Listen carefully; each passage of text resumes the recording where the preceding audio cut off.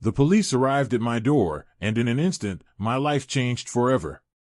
They told me I had a daughter, 15 years old, that I never knew existed. Her mother? Serving a life sentence. My mind spun in disbelief, confusion, and shock. How could this be happening? What was I supposed to do now? Let me take you back. When I was in my teens, I had a girlfriend, Kay. Everything seemed normal until, one day, she broke up with me out of the blue. No explanation. No warning. Just gone. I didn't think much of it at the time, chalking it up to the chaos of adolescence. But then, 15 years later, the police knocked on my door with news that would upend everything I thought I knew. Kay had been pregnant with my child. And now, with her behind bars for a string of drug charges, I was the only family left for my daughter. A paternity test confirmed it. I was the father. Suddenly, I was going to be a dad, something I never imagined. I've never had kids, never even been in a serious relationship. Just dogs for company. I had no clue what I was doing. How do I care for a teenager? I felt like a stranger to this girl who was now my responsibility. The social worker explained that Kay had been neglectful, and my daughter wasn't used to having structure or care. This is going to be hard, I thought. She needed patience. She needed love, even if she didn't seem to want it. I did my best to prepare a room for her, nothing too fancy, just a simple space so she wouldn't feel overwhelmed. The day came. She's actually coming today. My heart raced with uncertainty, hoping I could rise to the challenge. I had no idea how to help her adjust, but I knew I had to try. A few days later, I posted an update. The change had been huge, not just for her, but for me as well. I told her when I first picked her up that this was all new for both of us, and it would take time. I could tell she'd been through a lot. She was underweight and didn't know what it felt like to have regular meals. To make her feel secure, I set up a snack bin in her room, nothing too overwhelming, just a little something she could access whenever she needed. I told her she could help herself to food from the kitchen, but that idea seemed to stress her out, so we stuck with the snack bin for now. I also made sure we had breakfast, lunch, and dinner at consistent times, so she could count on having meals every day. But it wasn't just food that concerned me. She's having nightmares. She wakes up screaming in the middle of the night. I have no idea what haunts her dreams, and she's not ready to tell me yet. Whatever it is, it's clearly been traumatic. I'm looking for a therapist, hoping to give her the help she needs. There have been small victories, though. Slowly, she started to open up a little. I learned that she loves my dogs. Walking them together was a small, happy moment. She's smart. She loves to read. She enjoys basketball. These little snippets of her personality make me hopeful. But she's still reserved, understandably so. She doesn't know me, and I'm a stranger in her life. It's been a challenge, but we're getting through it. Maybe we're not doing so bad after all. Then came another update. Today, something incredible happened. I found her in the kitchen, doing homework. After she finished, she began playing with the dogs, but there were a few papers left out. I asked about them. Just some tests from this week, she replied casually. I couldn't help but smile. When she handed me the papers, I was floored. She had A's on all three: chemistry, history, and geometry. And keep in mind, she's been at this new school for less than 2 weeks. I was honestly impressed. Not just because she's obviously smart, but because she's been through so much. She's only just beginning to adjust, and she's excelling already. I told her how amazing that was, and shared a little about my own teen years, how I didn't care about school, just sports and my friends. Then she said something that stopped me in my tracks. I enjoy learning and reading, she told me. It helps me get away from life. Those words hit me hard. Her escape was in her books. In a way, it made me sad. What kind of life had she lived? What had she endured that made her retreat into her mind, finding solace in learning? I don't know her full story yet, but I'm going to be there for her, for as long as she needs me. This journey, this challenge, has only just begun. But I'm ready. Or at least, I'll try my best. Update 3. It's been a while since I last posted, but I just need to share what happened today. It's been such a whirlwind of emotions, and I feel like I'm living in some kind of surreal dream. Can you imagine? One day, you're just living your life, ordinary, familiar, and then suddenly, the police knock at your door, and you're thrust into a whole new reality. That's what happened when I found out I had a daughter I didn't even know existed. So, there I was today, taking my daughter out for tacos. She'd never had them before, can you believe that? And I thought, why not make the most of a simple, casual meal?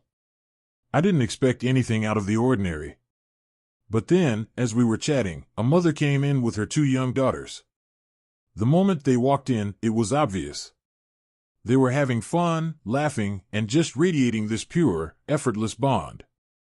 The girls were so full of joy, their mother right there with them, clearly cherishing every moment. And then, it hit me. My daughter, sitting next to me, suddenly went silent. She just stared at them. I didn't want to pry, so I kept quiet, hoping she'd say something when she was ready. But it wasn't until we were on the drive home that she spoke up. And when she did, her words broke me. Sometimes, it's hard seeing girls have a good relationship with their moms, she said, her voice barely above a whisper. I get jealous because my mom and I never did. The words hung in the air like a weight I could hardly lift. I felt my heart sink. I never knew the depth of what she had been through, the wounds she still carried. And right there, she started crying. It was painful to witness, the sorrow, the loss, all that she had missed. I told her she could be left alone for the rest of the night, and I respected that.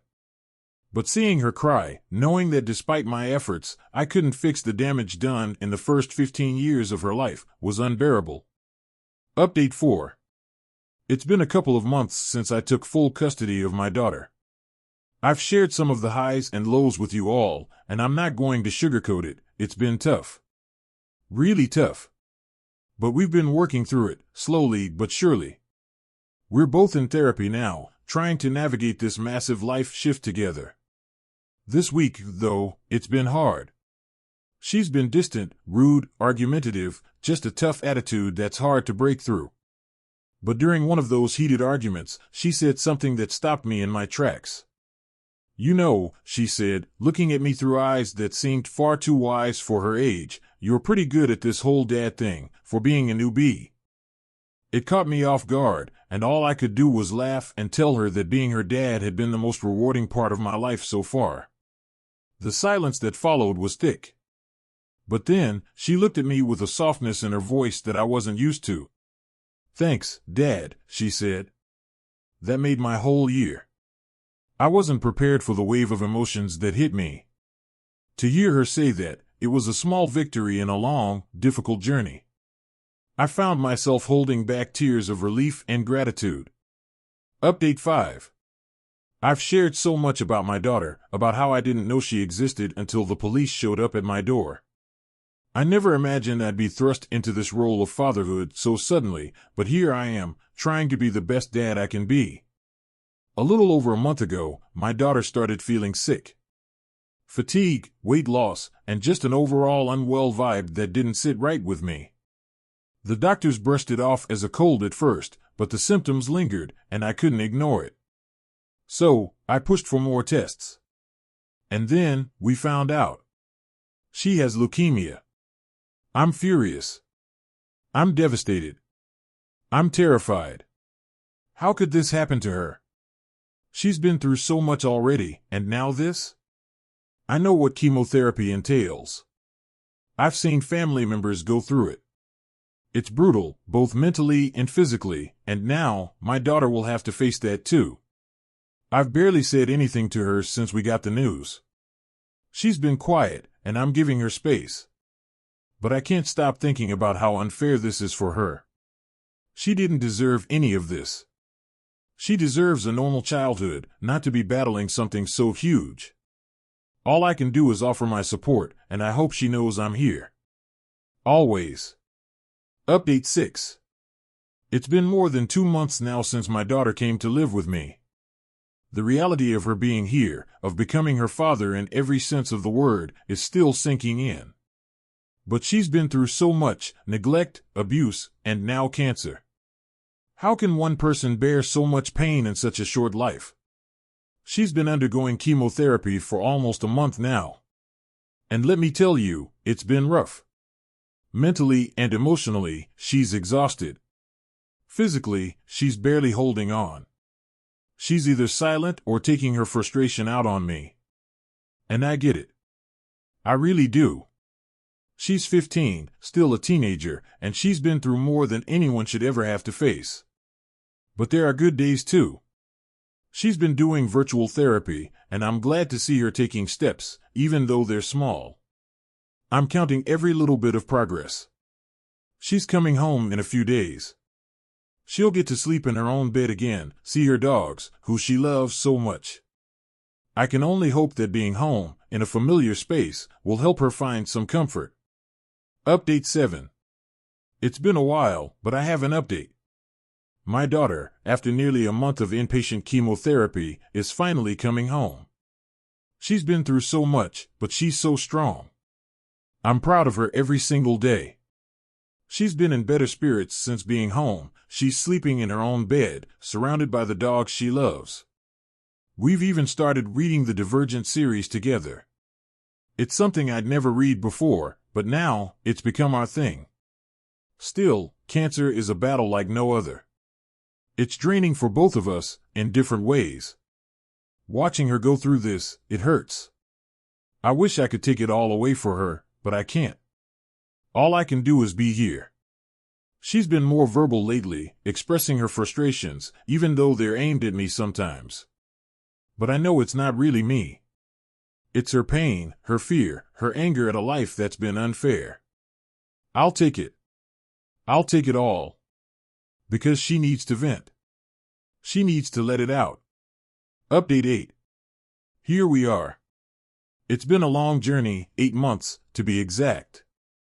And now, we're at a crossroads. Tomorrow marks a new chapter for my daughter. She's getting a stem cell transplant. I won't lie, it's scary. This procedure won't be easy, and the road ahead is long. But if everything goes as planned, this could change everything for her. She might finally be able to live the life she deserves. Today, I'm spoiling her. I'm giving her all the love and care I possibly can. It's going to be a hard road, but we're in it together. Please, send us your good vibes. We need them now more than ever. And to everyone who supported us through this, thank you. You've helped more than you could ever know.